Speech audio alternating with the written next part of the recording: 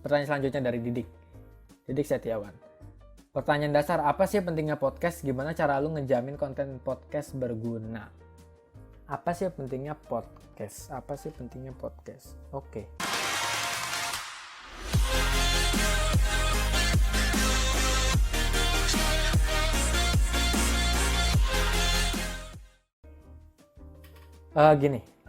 YouTube, podcast, atau media streaming lainnya itu sebenarnya adalah wadah untuk orang-orang yang ingin membagikan sesuatu, atau especially dalam hal audio dan video,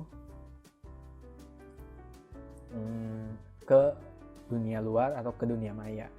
Jadi apa pentingnya podcast? Ya tergantung. Lu bikin podcast buat apa? Kalau buat ngomong gak jelas, ngomong yang gak bermanfaat, beda ya kalau ngomong lu buat ngelucu orang gitu, atau buat ya komedi lah, itu kan ada manfaatnya ya. Tapi kalau ngomong gak jelas, gak bermutu, lu ngata-ngatain orang, isinya lu maki-maki orang, apa ya, pokoknya ya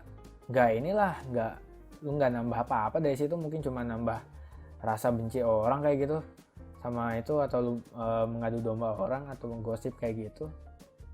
Ya podcast jadi nggak penting. Jangankan podcast, YouTube deh. YouTube lu lihat prank-prank yang itu pentingnya apa sih? Prank ojol kayak gitu, buset dah gue mah. Orang kerja dikerjain, men. Orang nyari nafkah dikerjain, lu mau digituin? Oh, lu lagi kerja nih misalnya, terus dikerjain kayak gitu, lu nggak dapat uang, dikerjain, lu mungkin bisa rugi. Kan rugi bro, diprankin tuh. Nah, mungkin akhir-akhirnya ya, tapi kan dia rugi mental bro. Lu kalau mentalnya breakdown gimana anjir? Terus lu nanti kalau jadi was-was gimana? Mau ini nih, aduh gua mati nih, gua kayaknya diprank nih.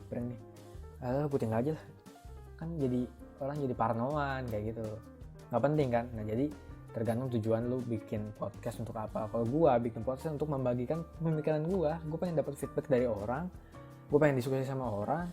Mungkin nggak bisa ketemu langsung, lu tinggal dengerin podcast atau YouTube gua.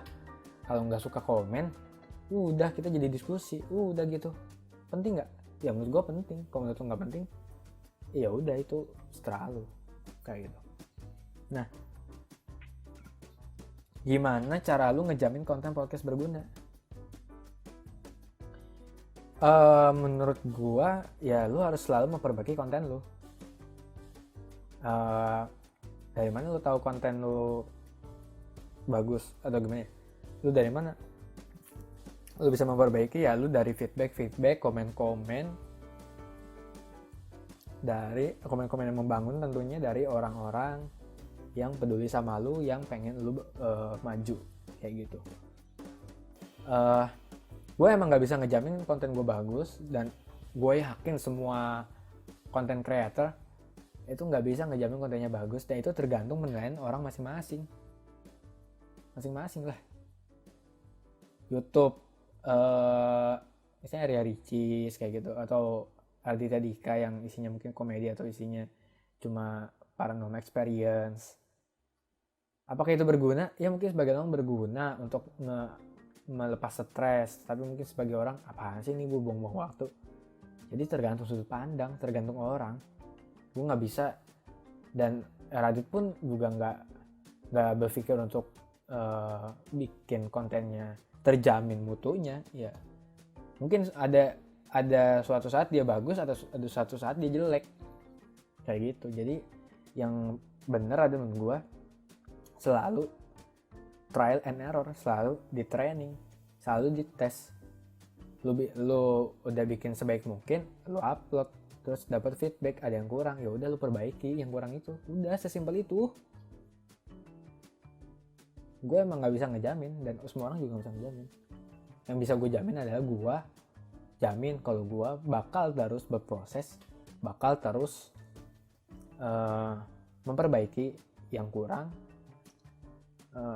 Kalau ada yang bagus gue pertahanin, dan kalau bisa menambah yang bagusnya kayak gitu. Oke, Setelah jawab ya, semoga jelas ya.